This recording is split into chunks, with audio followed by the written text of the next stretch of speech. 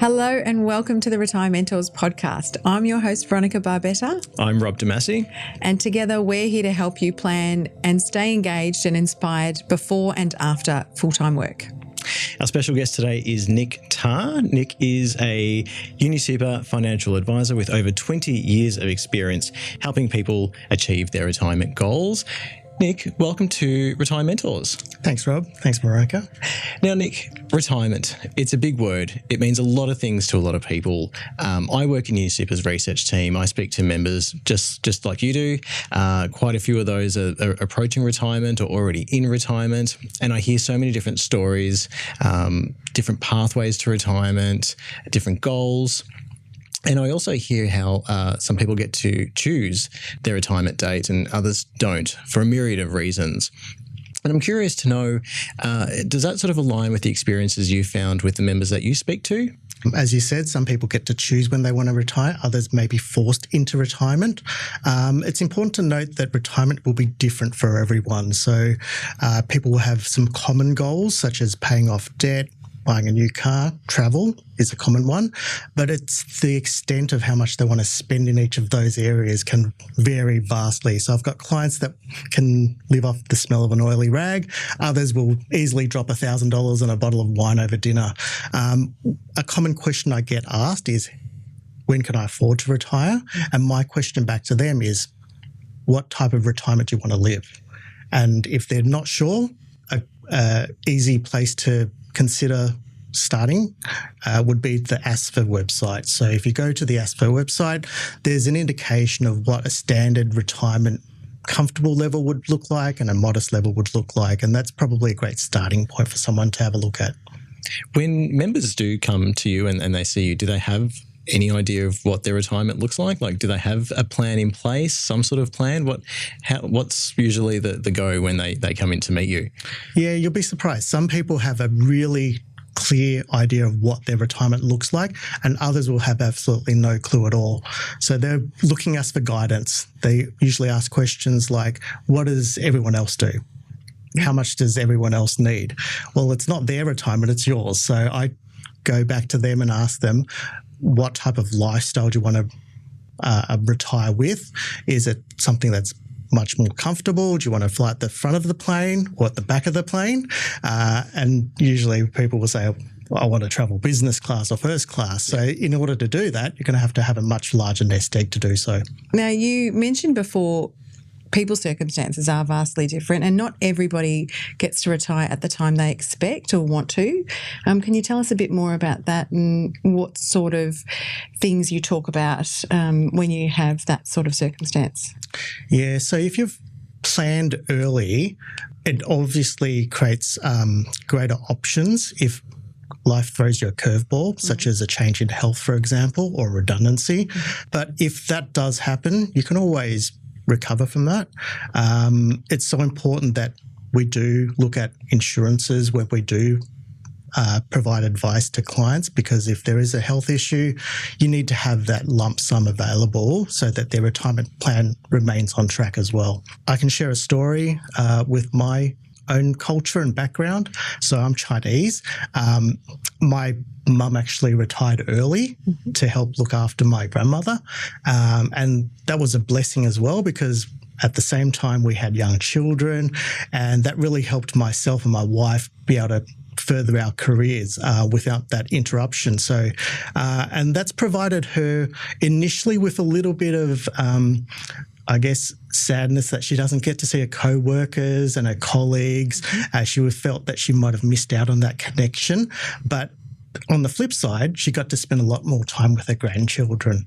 And I think that's really helped develop that relationship that my kids now have with their grandparents. We still go back and have dinner every weekend with my parents. So there's always that connection there. That's really strong. Oh, that's a wonderful story, Nick. Thank you for sharing that. That's a good segue into another question, actually. So not all couples retire at the same time too. How does that play out when couples seek financial advice and one's, maybe there's an age gap or some other circumstance, as you've just outlined with your beautiful story? How do you approach that? It's actually really common. A lot of people retire at different times.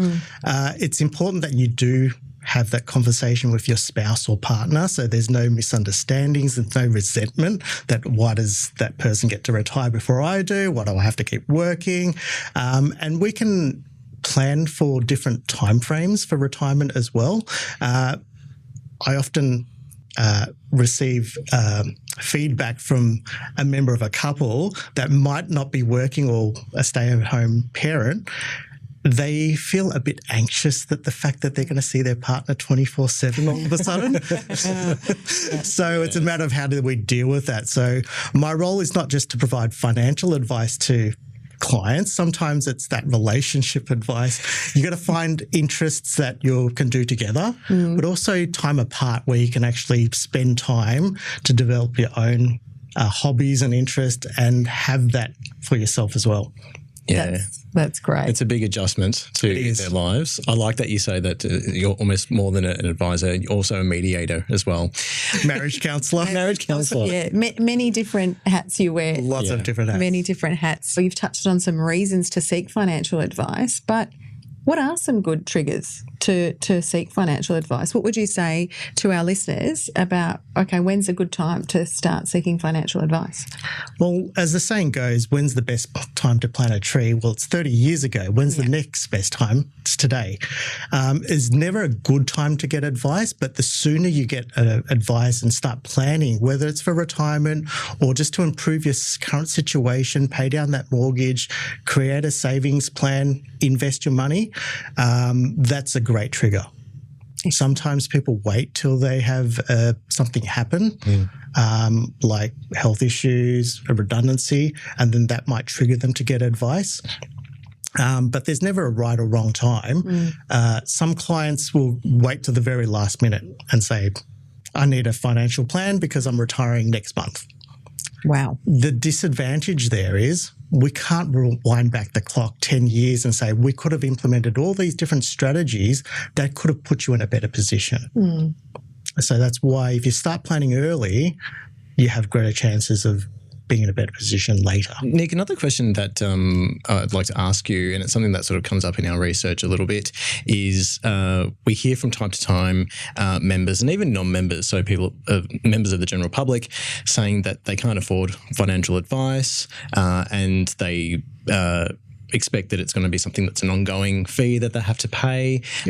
What's your sort of take on that? What would you say to those people where that perception of advice is just out of their league? So advice can be expensive, but price is only an issue when value is absent. So if you can show value of what you're providing to a client, it might cost them $5,000 to get a retirement plan. But if it provides them with peace of mind, clear direction of what they need to do to reach their goals, I think that's all worth it. And for most clients, they actually value the completion of paperwork.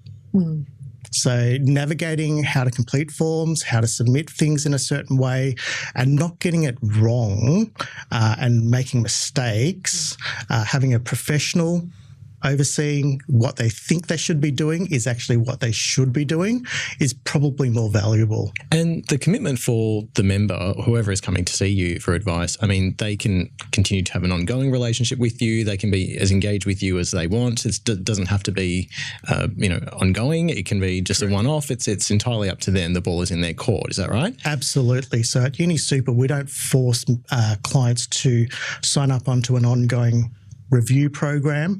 We charge fee for service. So if a client comes to us and say, this is all we need advice on, we'll look at that situation. We'll then reach out to them in 12 months' time to see if there's any changes and whether they need further advice. Some clients may not need any further advice because they're quite content with the advice that they've received so far. Others might find that there's a change in their situation, which will warrant an update or a review of their advice. An example, just recently, I had a client come in, their situation had changed. They sold an investment property. It's a trigger to then say, well, something's happened. I need to speak to my advisor. We need to get some updated advice to see what we do with these funds. It's a great point. I think money causes a lot of anxiety for people as well. Do you see that when you have people approaching you perhaps for the first time seeking financial advice? Anxiety and problems with money can happen with anyone. It can happen with someone that feels that they don't have enough for retirement, but also someone that might have a lot in their super, but they want to protect it. So they don't know what strategies they should implement to ensure that wealth continues to grow, that they can protect it. So I think it's important that if you do have kids, that you start talking about finances and money at home from an early age. And it's not things that they teach in schools, and unfortunately. So they don't teach you how to budget. They don't teach you how to save or invest. But I talk to my daughter all the time about saving, investing, making sure you don't spend every dollar that you earn. And I think the more confident we are with money, the less anxiety and stress that we'll have. It's interesting, isn't it? The gap in education at school. I think it'd be wonderful if we could see that early on, because as you say, when you're confident with something, it really does lessen that anxiety. Yes, absolutely. And are there any misconceptions? So we've seen influencers, we see all sorts of different influences in social media and other areas in terms of financial advice. And it's such a loaded term, advice, isn't it? Yes. Can you give us a few comments on that, perhaps? Yeah, so you've got to be really careful when we are giving advice to people because we are licensed advisors. We have to issue statements of advice, but people can consider general information as advice. So with the rise of influencers, what I would say is I follow a few myself on TikTok, so you just have to be super careful, treat it with a grain of salt. Use it as an education piece, understand concepts that might be a little bit difficult to understand, watch videos, but don't act upon that advice. If something sounds a little bit too good to be true, don't believe it.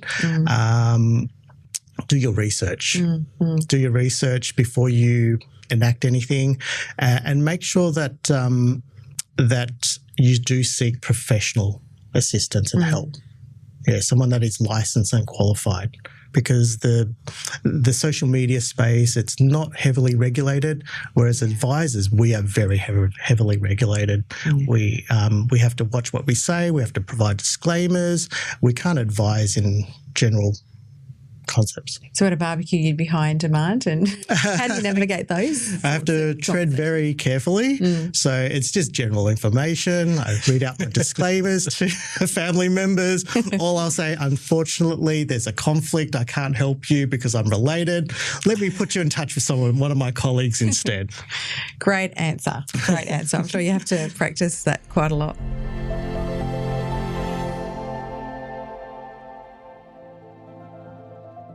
Question that I was keen to get your perspective on, and again, it's something that comes up from time to time in some of the research interviews.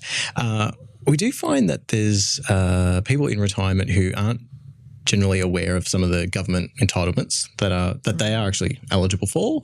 Why do you think that is? Why does that keep happening? Why is there such low awareness around that? Centrelink and government services are quite complicated. So there's means testing, they look at your assets, your income. For some people, it can be a little overwhelming, or they don't want to deal with the paperwork. They don't want to deal with Centrelink. I've got a story I can share with this. So I had a client come and see me a few years ago. She looked really stressed. This is just after the COVID lockdowns. Interest rates started to rise. Her home loan repayments were rapidly increasing as interest rates were getting lifted by the Reserve Bank. So she came in and she was working full-time. When she got home, she was now a full-time carer to her sick husband as well. So she was really stressed. She got mortgage, she was building debt, she was looking after a sick spouse. And then we sat down and I said to her, how about if we can help you retire tomorrow? She's got a decent superannuation balance. We used that, paid off her mortgage. We access some of her lifetime pension with her defined benefit at UniSuper as well. This created an opportunity where we could maximise her entitlements. We accessed a disability support pension for her husband. She was able to access a carer's payment and a carer's allowance as well. So they had those concession cards that they could use towards discounts on their utilities bills. And in fact, the outcome was she was better off being retired than working. The best thing of all, she got to spend more time with her husband. That's amazing.